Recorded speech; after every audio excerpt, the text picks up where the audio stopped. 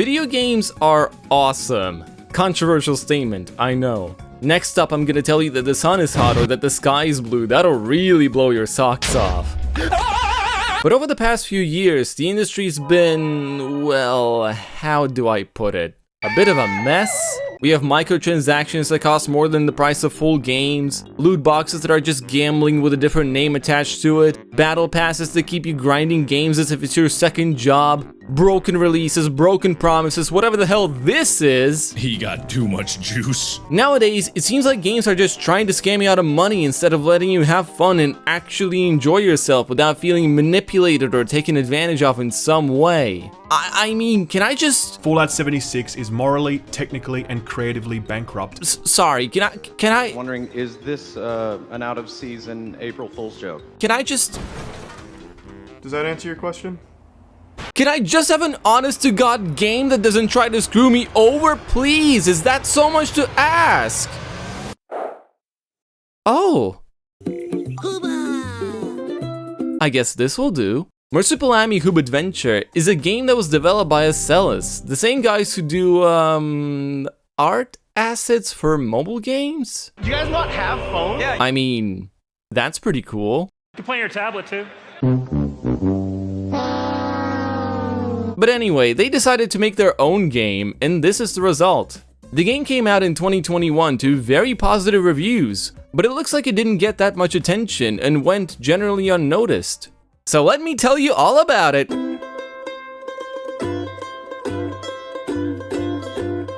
We start the game and it's a platformer? Oh my god, it's a platformer! Do you know how rare these are nowadays? We've only had like 2 of them, Crash Bandicoot and Ultra Kill Dicoot. And just like a classic platformer, there isn't really a story. All we have is a plot to make this adventure happen in the first place. We play as one of the 3 Marsupilamis, Twister, Hope, or Punch. One of them really wants an epic skin to flex on his sibling, so he opens up, oh my god, it's a loot box. Gay Ben. But instead of sick drip for his character, he gets something worse. Sans Undertale. And the whole game's plot is all about showing Mr. Spooky Scary Skellington over there the alternative ending to Pixar's Coco. It's so refreshing to finally be able to play a classic platformer after years of shooters and... Wait, why can I not go left? Is there no left button? No, that doesn't make any sense. Let me check the keybinds. Okay, there they are. And excuse me, Q? You decided to map left to Q? Have you heard anything about WASD? It's been like that for decades for a reason. What kind of hands do French people have for Q being left to make any sense? At least I can rebind it. There we go. And wait, how do I go back in the world map? It's Q again? What? Why? I guess I just have to get used to it at this point. There it is. The pinnacle of gaming. So now we finally start the game and it's alright, I guess? You can jump, you can attack, there are some collectibles, that's cool. I mean, welcome to every platformer ever, what did you expect? It's not exactly rocket science. It feels a little bit slow, but that's okay. Wait, there's a dash in this game? Oh, we can wall jump? Alright, that's pretty cool. Wait a second. Move and spam mouse 1, what does that do? Oh my god. This is where the fun begins.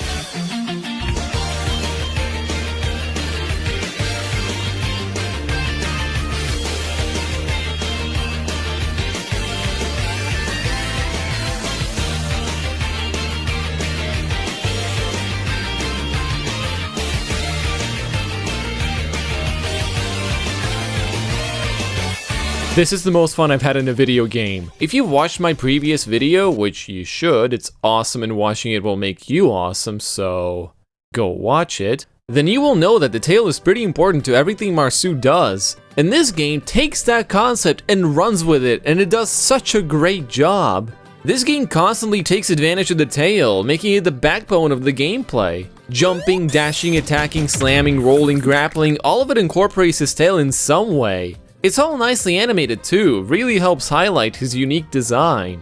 This one detail absolutely carries this game and makes for some of the most fun platforming I've experienced in a long time. It allows for players to express themselves with their skill and knowledge of the game, and it makes zipping around the different locales so exciting. You feel amazing each time you pull off a string of tight platforming or finish a level in record time. And it's all thanks to this level of presentation and the sense of speed this simple mechanic brings to the table. And speaking of locales...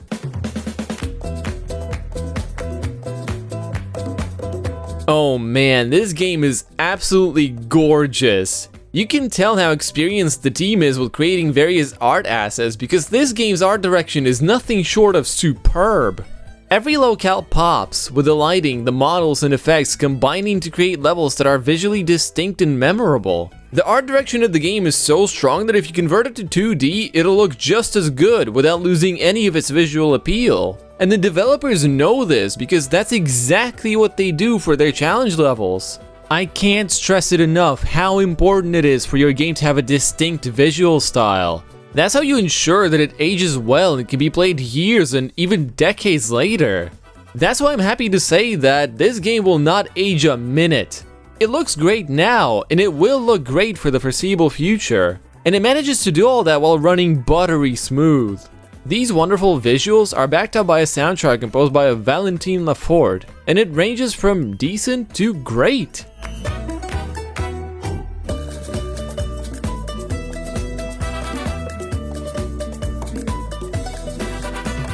It fits the environments and challenges perfectly, and the tracks help communicate the pace you should be going at. I like the range of instruments used for the music too. It's pretty unique and only further drives the atmosphere of South America, which is where this game is supposed to take place.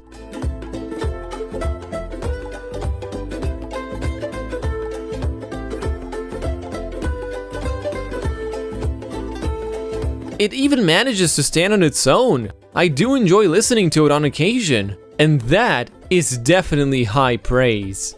So the game is beautiful, it runs well, and has a great soundtrack to boot. But none of that matters without...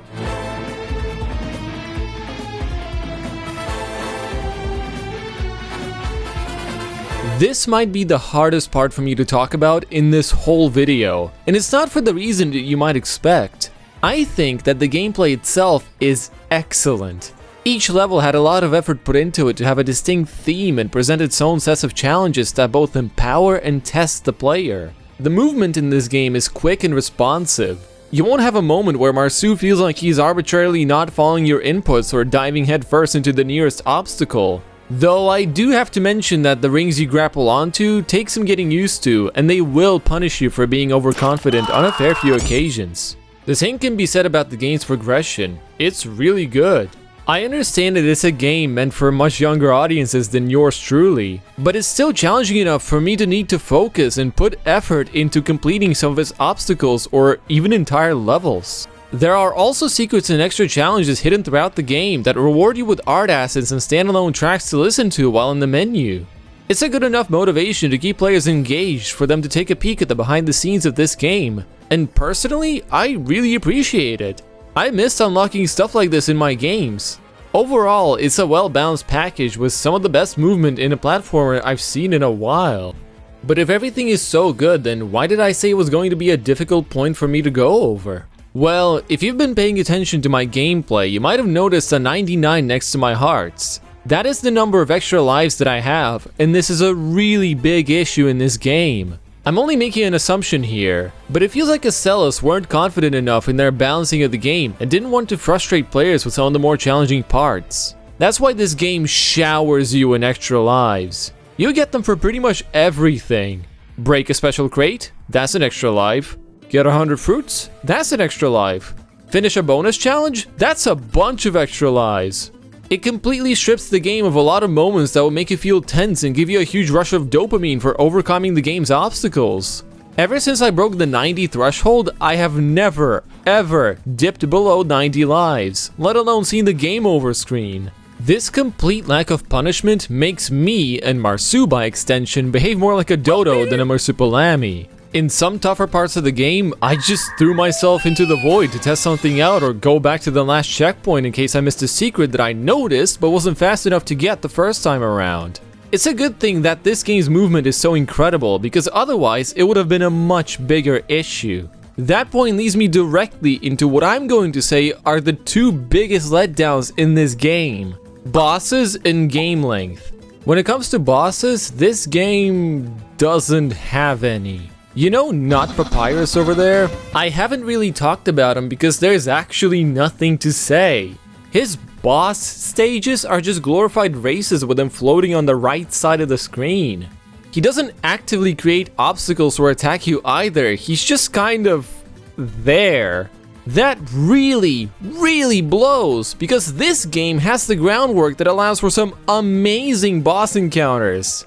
Imagine having a boss where you have to use the environment against it to take it down, or this skeleton having both a chase section and a combat section, where you could use your different abilities to get to him and land hits on him.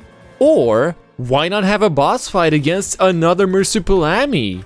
You can make him an adult so he would be a lot easier to hit thanks to his bigger hitbox, all the while giving him your moveset with clearly communicated attack patterns. It would make for such a great test of everything the player has learned up to that point. But it doesn't happen in this game. Instead, as the ultimate test of all your abilities, you get more platforming. And when you beat it, you get an interactive cutscene where you mash mouse 1 for a while, and that's it. It doesn't feel very satisfying or rewarding is what I'm saying. Then we have the game length. It's not exactly short, but it feels that way because it takes a relatively long time for it to ramp up its challenges. Because of that, by the end of the game, when it feels like every piece is falling into place, it just ends. Like that. That's it. You can explore the bonus levels if you haven't done them yet and get all of the game's achievements. But there's no new way for the game to challenge you other than having you get through each level as quickly as possible in its time trial mode. That's fine as is, as it encourages players to get better at the game to get all gold medals. But that's it. There's nothing else to do in the game, and I was left wanting for more. While you can make a point that leaving a player wanting is a good thing as it makes them stick around for your next game, you don't want them to feel like they didn't get enough. And that is exactly how I felt by the end of this game. So what we have is this. Marsupilami Hoobadventure is a great game that looks great and has a great soundtrack. But it's also a game that's dragged down by its balancing and design choices, which is a bummer considering how well it plays. And I guess that's it. That's the game. There's nothing else left to talk about. Wait a second, what is that? Travel to the hidden world. Sure?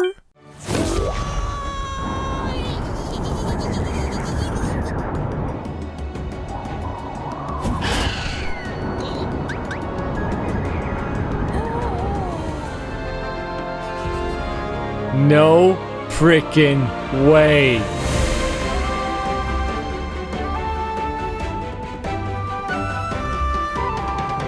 A whole year after the game came out, Ocellus made a completely unexpected announcement of the free, let me say it again, free expansion titled The Hidden World. This DLC is nothing short of spectacular, and its inclusion alone takes the game from being good to being actually great. It doesn't just add more of the same, it actively expands on every strength the base game had, and it directly addresses the feedback many people had about it, myself included. The game felt too short? Now its length is perfect, as this expansion adds a whole 10 more levels, and each one is unique and has its own gimmick that makes it stand out. It wasn't challenging enough? In this expansion, the difficulty is significantly amped up, but it isn't done in a lazy way. It is a perfectly balanced and carefully tuned experience where you're forced to constantly use all of your abilities and skills to beat each level. There's even more to it, because there are some challenges dedicated to each level where you get an achievement for accomplishing them. Like not touching lava in one level or beating every enemy while being chased by a giant dinosaur that one-shots you if it catches up. But wait, there's more! Did you feel like there was nothing left to do after you beat the game? In the Hidden World, after you beat the DLC, you unlock the new Cataclysm mode, where each level in this DLC is rebalanced to be even harder than before. Cataclysm is also accompanied by new effects and a new track that builds continuity and supports the increase in difficulty. So it'll take you at least 3 replays to finish the game. 1 for your full playthrough, then to get all the medals in time trial, and finally to beat it in Cataclysm mode. And the music, oh my god, the music! Remember how I said the soundtrack in the base game was great? Yeah, so the composer took that score and turned it up to 11.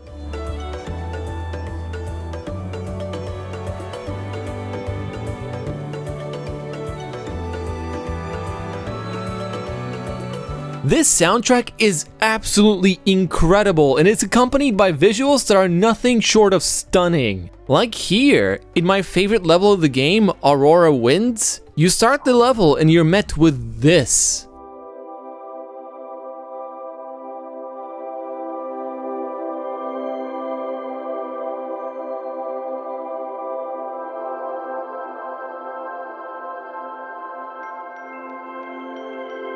This is so incredibly creative and atmospheric. It's something that I would never, ever expect from a game like this. And all of the hidden world is like that.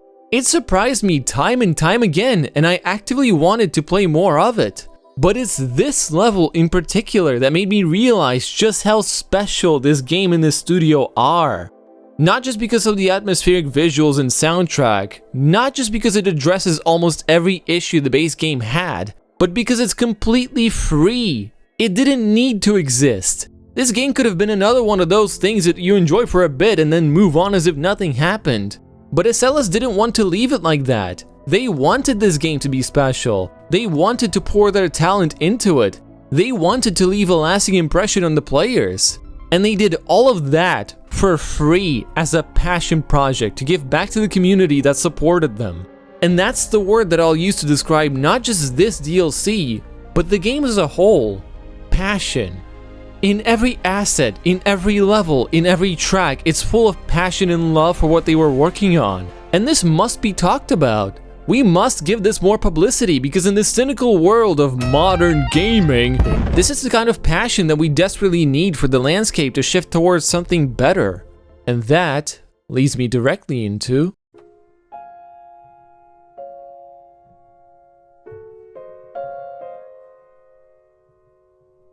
if you're watching this video, then you've clearly seen the title. And it's true.